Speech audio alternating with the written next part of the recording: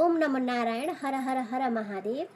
म चाहिँ हजुरहरूसम्म के भन्न गइरहेको छु भने मैले योभन्दा अगाडि एउटा भिडियो बनाएको छु पितृदोष भनेको के हो भनेर। किनकि धेरै भक्तहरूले मलाई पितृदोष भनेको के हो, यसको लक्षणहरू कस्तो कस्तो हुन्छ भनेर सोधिरहनु भएको कारणले गर्दाखेरि चाहिँ मैले हजुरहरूलाई एउटा पितृदोष भनेको के हो भन्ने भिडियो बनाएको छु। यो चाहिँ दोस्रो पार्ट। यो चाहिँ पितृदोषको लक्षणहरू, पितृदोषको सिम्टम्सहरू म चाहिँ भन्न गइरहेको छु। पितृदोष हुँदाखेरि चाहिँ कस्तो कस्तो खालको लक्षणहरू देखा पर्छ भन्दाखेरि चाहिँ पितृदोषको कारणले देखिनेहरू सिम्टम्सहरू चाहिँ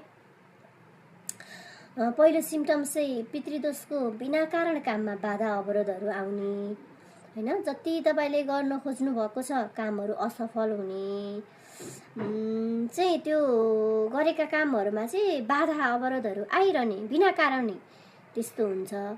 दोस्रो सिम्टम्स चाहिँ के छ भने आर्थिक अस्तव्यस्तता, काम पनि भइरहेको छ, पैसा पनि आइरहेको छ, आम्दानी पनि भइरहेको छ, व्यापारहरू पनि भइरहेको छ, व्यापार पनि चलिरहेको छ, जागिरहरू चलिरहेछ, सबै कुराहरू सब ठिकठाक छ। आउने ठाउँबाट आइ पनि रहेको छ, जाने ठाउँबाट गइ पनि रहेको छ, तर पनि खै किन फाइनान्सियल अस्तव्यस्त रहन्छ।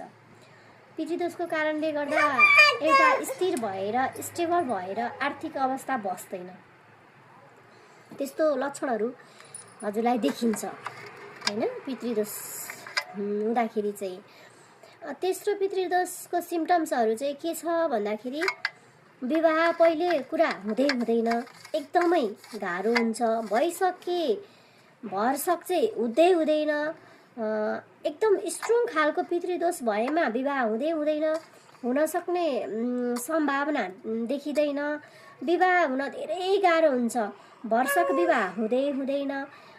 कडा खालको पितृदोष छ भने, सामान्य पितृदोष छ भने विवाह ढिला सुस्ती हुने, कडा पितृदोष छ भने विवाह हुँदै नहुने अवस्था पनि हुन्छ, एकदम ढिला सुस्ती हुने, विवाह भइहाल्यो भने पनि बच्चा सन्तान नजन्मिने, धेरै प्रयास गर्दाखेरि पनि धेरै अप्ठ्यारोहरूको सामना गर्नुपर्ने, धेरै दुःख भोग्नुपर्ने खालको समस्याहरू देखिन्छ।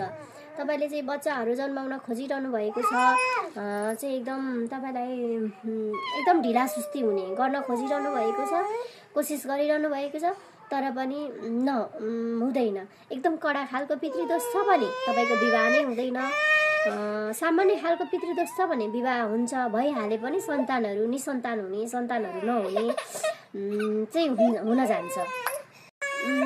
अर्को चाहिँ के छ भन्दा